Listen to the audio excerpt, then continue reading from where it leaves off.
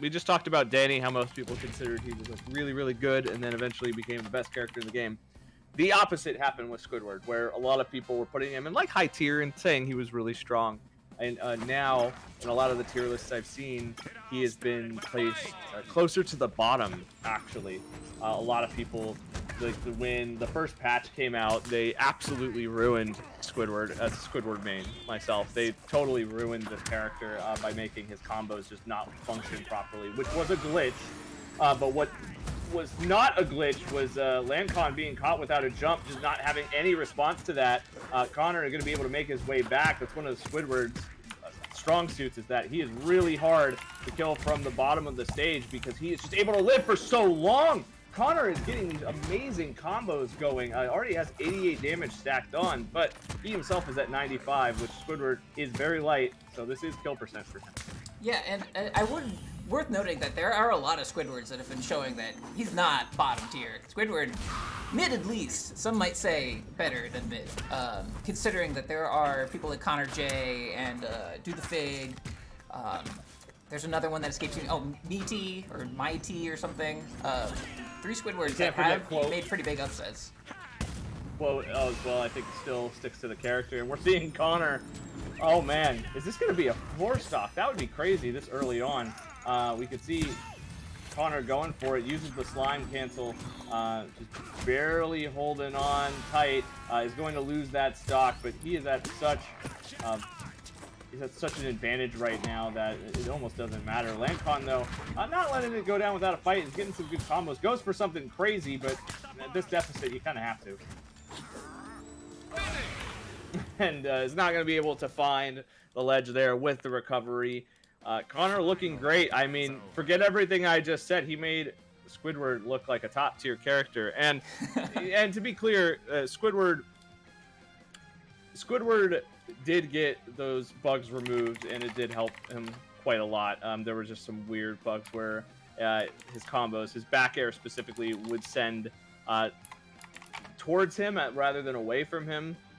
But you know, that's been all ironed out. connorjay up 1-0.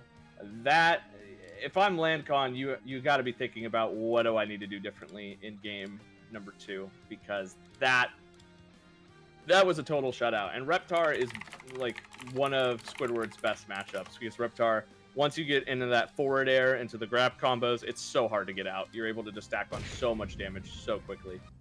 But it looks like he's going to stick right with the Reptar, and we're going to make our way into game number 2. I'll be curious to see what stage we're at, and it looks like we are at the LT Gray stage. I'm not super surprised by this. No.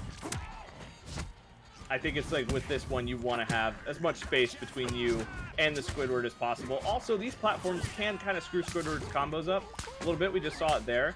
But they can also extend his combos quite a lot, as we're seeing 91% already. But Landkon getting a lot of good damage off these as well. Oh, it's not going to be able to find the bicycle kill right there. He went for it, tried to go for it. He's going to use the rage, very precarious position to use it, but is going to get away unpunished, just barely. Can you explain the rage mechanic? I'm not super familiar with it. Like, it seems really important. Like, Squidwards will go for it whenever they can. Does it have any, like, downsides? So the biggest thing about the rage mechanic, to explain it, think of Wii Fit Trainer's deep breath, where it lets you move faster, you do more damage, you have way more air mobility, you become a fast faller, and it is easily his most important mechanic, because by himself you don't move very fast. Squidward's kind of a slower character, so having that rage is so important for maneuverability. As we can see, the second it usually goes away, we see almost all Squidwards go for it instantly, because you want to have it at all times. I mean, right here we're probably going to see connorjay go for it. Yep. I know as a Squidward player, I know when you're going to go for it. And what was the other question you asked? Oh, yeah, you answered it. I was just asking what the rage mechanic actually did. It does sound like it is almost all upside, so it makes sense that Squidwards will risk a lot to get into this mode. Yeah, so the only real tangible downside is that if you Where are you going? Oh my God, Lord Con, what are you doing? He's still alive. Jesus. Not for long though. Oh man, he got greedy That there. was a punishment and a half. Yeah, that was an insane. That was insane. And oh my God, Connor, you can't do this to me. We just met. You have to buy me dinner first before you pull off combos like that. Yeah. Oh my God. Uses the up air and uses that hit. Like, so a lot of Squidward's hitboxes have, or a lot of his moves have multiple hitboxes. We saw it there. So that was his up air, but he was using the forward hitbox to send Landkon away, and just was able to get the dare and the dare twice in a row. Is going to be able to get that game in again. Landkon just kind of caught with his pants down, not really expecting that, not knowing what to do in that situation, just very lost for the majority of that game.